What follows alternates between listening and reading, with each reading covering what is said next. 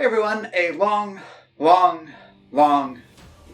time ago, I talked about the Legion quest, the first part in the Age of Apocalypse story, a classic X-Men alternate universe tale. Well, now it's finally time for us to tackle this story proper, starting with part 2. And without any further delays, let's begin.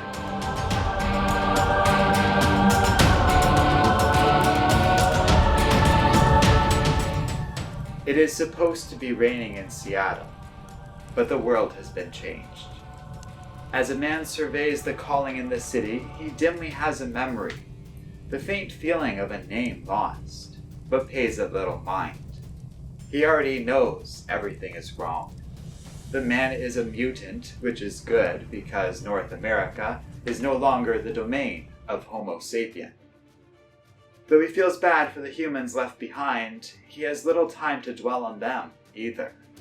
A young girl runs up to him, chased by an army known as the Infinites. Intent on exterminating all human life in the area, they attack, quickly deducing the man is a mutant like them. Luckily, help is quick to arrive. The X-Men appear, rescuing their fellow mutant, though they do not recognize him. The Infinites are defeated with a furious series of quick attacks that show the genocidal forces no mercy.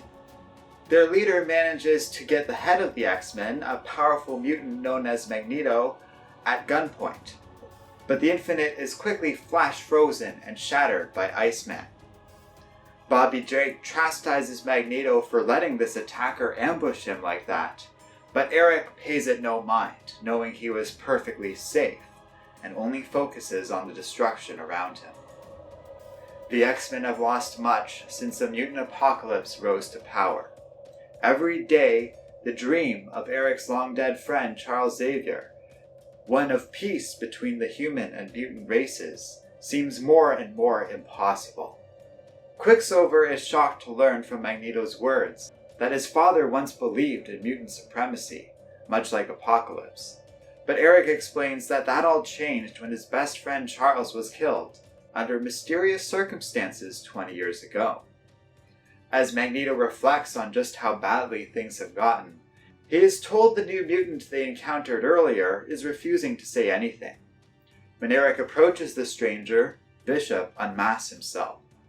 For 20 years, this man has roamed the earth, saying nothing until this moment. For the second he sees Magneto, Bishop charges forward, furious, claiming this is all Erik's fault.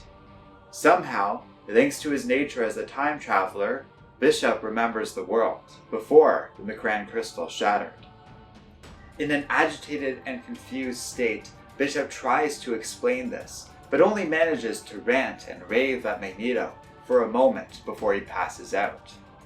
Unsure what to make of all of it, Magneto has his X-Men take Bishop with them back to their headquarters. Meanwhile, the Dark Beast, a mutant scientist under the employ of Apocalypse, performs experiments on his fellow mutant, a man who once went by the codename the Blob. When this tortured soul breaks free, the escaped mutant is easily subdued by Scott Summers, accompanied by his brother, Alex. Scott is enraged to see Dark Beast experimenting on Blob's genetics, as Apocalypse specifically agreed to a peace deal with the human race that prohibited such genetic experimentation. When Scott threatens to report this, Alex gets angry, pointing out he's the one in charge of security in this area, and that he will be the one to decide what should be reported. The two brothers argue until they are stopped by the man who raised them, Mr. Sinister.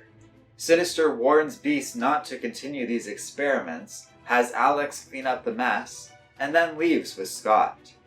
As they go for a walk, Nathaniel ruefully explains to his adoptive son that he has to leave, as one of their own is experiencing a dangerous form of madness that threatens the fragile peace Apocalypse has established between the mutant and human race. Sinister warns Scott that he has sheltered the young man from much of the harsh realities of this world, and from here on out, Summers is going to have to figure out things on his own. This worries Cyclops, as does the sudden appearance of Sentinels flying overhead. They fly right past him and a building called Sanctuary, owned and operated by Warren Worthington, the mutant known as Angel.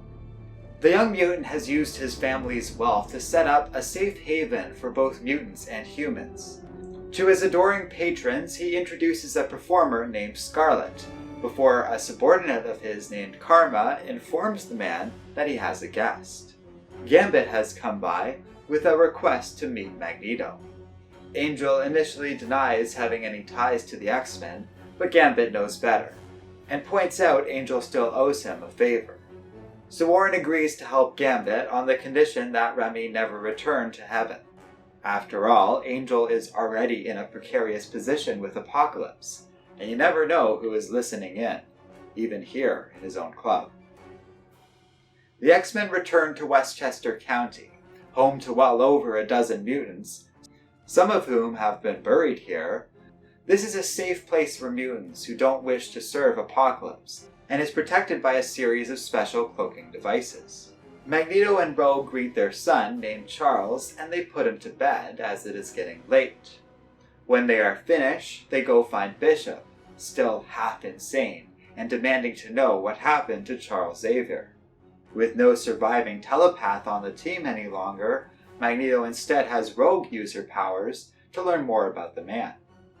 When they attempt this, Magneto experiences a psychic backlash of some form, seeing glimpses of the original timeline. The process is interrupted by the arrival of Gambit, who is furious to see Rogue being put at risk using her powers in such a way. Magneto quickly recovers from his vision, ignores Gambit's ranting, and tasks Nightcrawler with finding his own mother, so they can learn more about what he just saw. As Erik ponders all of this, he vows that no matter what happens, no matter what he learns or does going forward, he will not betray Charles's vision for the future. Elsewhere, Apocalypse summons his most trusted officers, his horsemen. Though one among them, Mikhail, fails to show up, Apocalypse tells the three present, Sinister, Abyss, and Apocalypse's own son, Holocaust, that he intends to strike out against humanity one last time, breaking his existing pact with them in the process. When Sinister brings up concerns of mutant survival in such a conflict, Apocalypse brushes it off, as he wants only the strongest and best among them to survive. While Holocaust gleefully works with his father to prepare for this final war, Sinister knows this will mean the end to his own plans. Long has Nathaniel Essex been working on his own scheme, and humanity needs to survive, at least for now, until those plans come to fruition. Intent on not letting Apocalypse wipe out humanity before that time, Sinister flees from Apocalypse's headquarters, becoming a fugitive while also having already leaked key information to two other mutants, Weapon X and Jean Grey. The two are currently operating in the ruins of London, where they meet with Moira Trask. Her and her husband, Bolivar, are both members of humanity's High Council, the last remaining form of legitimate leadership and official power for the human race. Jean and Logan deliver Sinister's information, while back in what was once America, Apocalypse orders Sinister be hunted down and held accountable for his betrayal. Yet even Insabanur is unaware, far out in space, an even greater danger barrels towards Earth. Spun from a far distant galaxy, crystals have begun devouring stars and systems, moving on an unrelenting path towards Sol. The crisis around the Macran crystal, having already completely rewritten reality, is far from over, and could very well destroy everything in the process.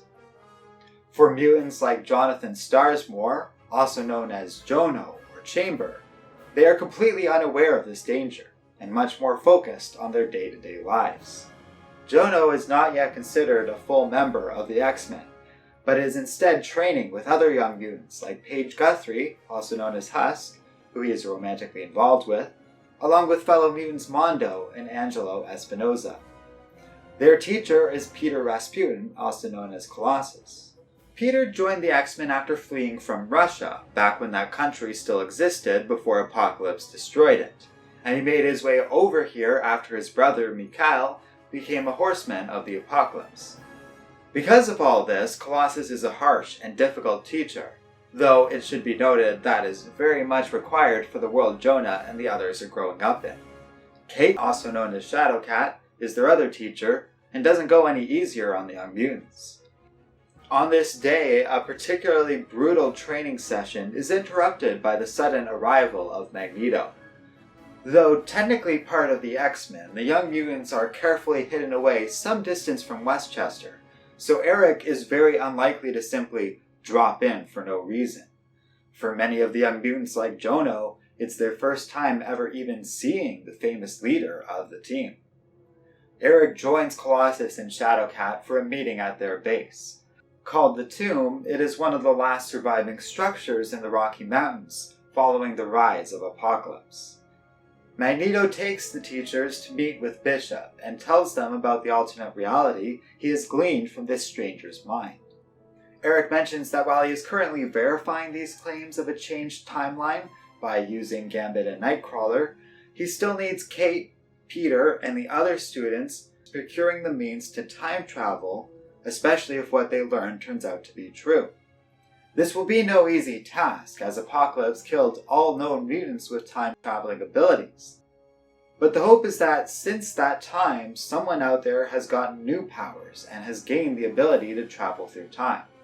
Magneto has their supercomputer, called Know-It-All, scan for any possible traces of such powers being activated in recent years, even taking the risk of having the computer hack into Apocalypse's systems, which worries Colossus tremendously. If the Shadow King, another minion of Apocalypse, discovers this intrusion, he will destroy Know-It-All's artificial mind and attack the tomb. Magneto, well aware that an altered timeline could result in saving billions of lives, simply states it is worth the risk. Know-It-All quickly finds a number of results, but most mutants with these powers are dead or long missing, unlikely to be found. However, one match startles Colossus. Illyana Rasputin, his sister, someone who was erroneously reported dead years ago, is actually alive, living in what was once Portland. Next up, we'll learn more about the X-Men and what they're like in the Age of Apocalypse, in part 3 of our videos. Don't worry, I'll be doing this one a lot faster than last time, so make sure you're subscribed to our channel and stay tuned for that.